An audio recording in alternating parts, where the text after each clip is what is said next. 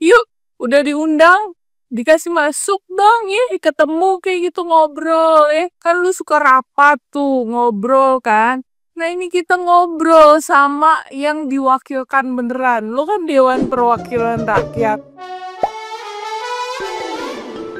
Aksi massa kembali terjadi di depan gedung DPR pada Jumat 29 Agustus 2025. Para demonstran menyoroti tingkah sejumlah anggota DPR yang sebelumnya tertangkap kamera berjoget dalam sidang tahunan MPR 2025.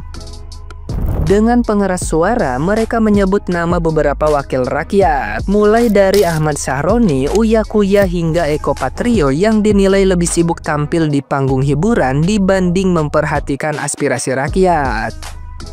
Situasi kian memanas ketika massa menuntut kehadiran langsung para pejabat tersebut untuk memberikan klarifikasi. Tidak hanya itu, demonstran juga mengingatkan kembali soal janji terbuka yang pernah dilontarkan Ketua DPR Puan Maharani terkait akses rakyat ke gedung parlemen. Massa merasa janji itu tidak pernah benar-benar ditepati dan hanya sebatas ucapan semata. Seruan keras pun menggema, menandakan kekecewaan yang semakin dalam terhadap wakil rakyat yang dinilai jauh dari rakyatnya sendiri. Aksi ini menegaskan adanya jarak yang lebar antara janji manis politisi dan kenyataan yang dirasakan masyarakat. Nah, gimana nih menurut netizen yang terhormat? Silahkan berkomentar ya.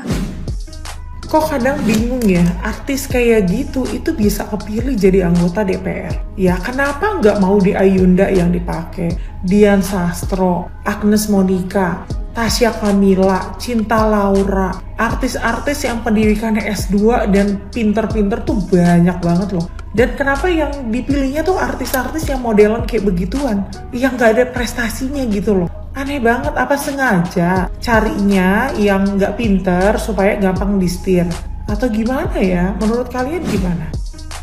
Apa yang undang, siapa yang ngetakutan? Ih aneh bener ya, kemarin gede dateng aja yuk ke gedung DPR, saya bukakan pintu selebar-lebar, giliran didatengin takut, ciut. Makanya bu, kok mau ngomong dipikir dulu gitu ya, kita aja mau ngomong dipikir dulu gitu ya. Ini giliran didatengin beneran nih, yuk joget bersama. Lu kemarin pada joget-joget tuh, joget bersama. No, ada speaker di depan tempat rumah lu yang tercinta itu ya. Yuk, udah diundang, dikasih masuk dong ya, ketemu kayak gitu ngobrol ya. Kan lu suka rapat tuh, ngobrol kan. Nah ini kita ngobrol sama yang diwakilkan beneran. Lu kan Dewan Perwakilan Rakyat. Ngobrol lah sama rakyatnya beneran, itu udah didatengin. Buka.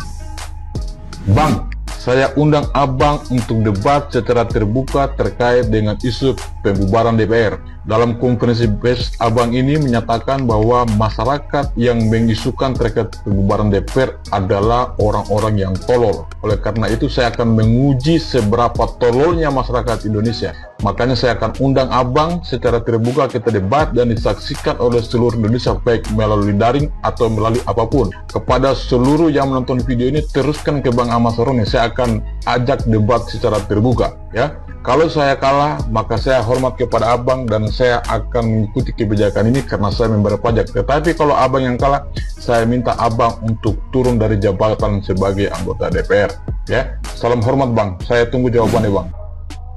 Halo Bapak anggota Dewan yang notabene terhormat, Bapak Syahroni. Kayak itu orang tertolong. Anda berani nggak mengatai salah satu bapak bangsa kita bernama Gus Dur untuk menjadi orang tertolong? Hah? Berani nggak? Anda itu Syahroni just hanya manusia yang kebetulan dipilih menjadi anggota Dewan. Jangan sombong dulu lah ya.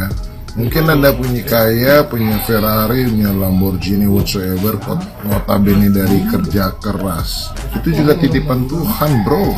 So, ketika masyarakat menghujat apa dari dengan DPR kita ini dia kelihatan tikus, you know? Kalian tuh buaya yang bertumpuk.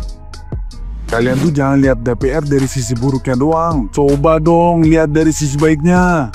Komen deh sisi baik DPR apaan? DPR nih kayaknya kalau nggak korupsi sekali aja rasanya pusing dingin gitu kali ya. Sampai-sampai kuota haji disikat juga. Gak cuma 1 atau 2 jamaah, tapi 8.400 jamaah. Dan mereka tuh udah ngantri selama 14 tahun dan gagal berangkat haji. 14 tahun tuh bukan waktu yang cepet, bray. Dan ngumpulin uang buat berangkat haji tuh susah, Pak. Gak segampang ente ngambilin uang mereka. Pak, Bu, kalau emang korupsi udah jadi habit, ya milih-milih lah. Gak kebayang nanti di neraka diapain itu kalau mereka gak tobat. Gak cuma dibakar kayaknya. Digiling jadi kornet. Pelajaran apa yang bisa kita ambil? Assalamualaikum. 3 juta masuk ke kantong anggota DPR dalam 1 hari saja. Kalau di total sebulan, angkanya bisa sampai tembus ratusan juta. Dan itu belum termasuk tunjangan rumah puluhan juta. Belum termasuk tunjangan lain yang nilainya bahkan bisa ratusan juta berkali-kali lipat dalam setahun. Kalau dihitung-hitung, dalam setahun mereka bisa membawa pulang miliaran rupiah. Lalu, coba bandingkan dengan guru honorer. Mengabdi puluhan tahun, mencerdaskan anak bangsa, tapi gajinya bahkan kadang tak sampai 2 juta. Buruh pabrik berdiri seharian di depan mesin, lembur, peluh bercucuran, gaji cuma 3 juta. Itu pun untuk sebulan penuh.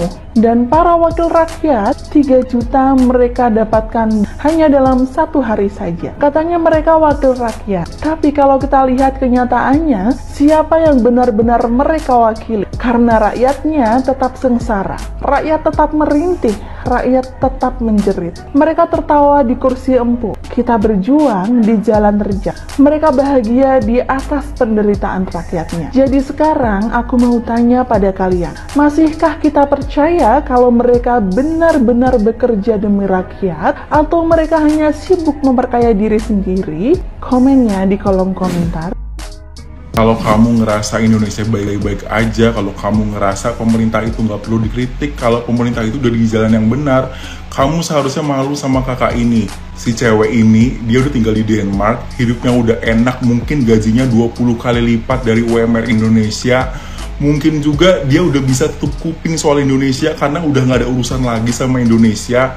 Tapi dia masih mau kritik pemerintah. Harusnya kalian malu sama dia. Harusnya kalian malu sama warga-warga negara Malaysia yang ikut bersuara demi Indonesia. Tandanya apa? Tandanya Indonesia lagi nggak baik-baik aja. Kalau sampai kalian bikin narasi Presiden Prabowo ini mensiasati, menstrategi untuk memancing amarah rakyat untuk membubarkan DPR. Itu narasi bodoh menurut gue ya. Karena apa? Bahkan demo pun ingin dibungkam. Kalau kalian mau tahu, secara tidak langsung DPR ini dilindungi oleh siapa? Oleh presiden kita. Karena orang-orang di DPR itu isinya adalah koalisi sama Presiden Prabowo. Koalisi Kim Plus. Mereka saling bekerja sama, berkoordinasi, berkoalisi untuk meng-approve kebijakan-kebijakan yang mungkin tidak pro rakyat, yang mungkin mensejahterakan pejabat. Kalau gue balik narasinya gimana? Pemerintah sengaja mengeluarkan berita-berita yang bikin masyarakat kesel supaya masyarakat udah capek sama Indonesia, capek kritik pemerintah. Bisa nggak kayak gitu? Ya bisa juga. Lihat berapa orang yang udah bodo amat sama Indonesia. Lihat berapa orang yang udah kayak, gue udah capek dengerin berita-berita Indonesia. Berapa? Banyak. Coba dong kalian yang suka membela pemerintah, yang bilang pemerintah itu baik-baik saja, yang sudah di jalan yang benar, coba kasih alasan ke gua kenapa kalian sebegitunya ngerasa Indonesia ini baik-baik aja. Kadang kami bingung, Pak. Kami tidak tahu harus mengadu ke siapa. Kami tidak tahu harus percaya sama siapa lagi. Karena semakin keras suara kami, semakin sering hilang entah kemana. Pak Presiden, kami tahu memimpin negara ini tidak mudah. Pak Presiden, bolehkah saya jujur cerita tentang apa yang kami rasakan belakangan ini? Pertama-tama saya ingin bilang, saya bangga jadi orang Indonesia. Bangga lahir di tanah yang kaya. Bangga melihat bendera dikibarkan. Bangga mendengar anak-anak kecil tertawa. Meski rumah mereka sederhana, bangga dengan semangat gotong royong masyarakatnya. Tapi Pak, rasa bangga itu sekarang bercampur dengan cemas. Saya jujur, saya bukan orang yang paham politik. Saya tidak mengerti soal ekonomi negara. Saya hanya rakyat biasa. Hidup sederhana, baca berita dari HP, mencoba bertahan. Dan dari berita-berita itu banyak sekali yang bikin dada sesak. Kami dengar anggota DPR dapat tunjangan puluhan juta, sementara guru honorer digaji tidak layak. Bahkan ada yang berbulan-bulan tidak digaji. Kami dengar pajak naik berkali-kali lipat, sementara di dapur kita bingung harus memilih bayar pajak atau beli beras. Kami dengar ada bayi meninggal, tubuhnya penuh cacing, dan sampai sekarang kami masih tidak bisa percaya, Pak. Di negeri sebesar ini, ada anak kecil yang nyawanya hilang, hanya karena akses kesehatan sederhana tidak sampai. Kadang kami bingung, Pak. Kami tidak tahu harus beradu ke siapa. Tidak tahu harus percaya sama siapa lagi. Karena semakin keras suara kami, semakin sering hilang entah kemana. Pak Presiden, kami tahu memimpin negara ini tidak mudah. Kami percaya Bapak punya niat baik, tapi rasa sakit rakyat ini nyata. Kami rasakan setiap hari. Kami tidak butuh penjelasan panjang. Kami tidak paham istilah besar. Kami hanya ingin merasa negara ini benar-benar ada untuk kami. Bahwa ketika kami lelah, kami tidak ditinggalkan. Pak Presiden, saya tetap bangga jadi rakyat Indonesia. Tapi saya takut suatu hari rasa bangga ini hilang, berganti jadi rasa asing di negeri sendiri. Saya tidak datang untuk marah, Pak. Saya hanya ingin bilang, tolong jangan biarkan rakyat merasa sendirian. Buatlah keputusan-keputusan sederhana yang membuat kami merasa dijaga. Indonesia ini rumah kita, dan rumah ini sedang banyak kebocorannya. Kalau bukan Bapak yang mau perbaiki, siapa lagi?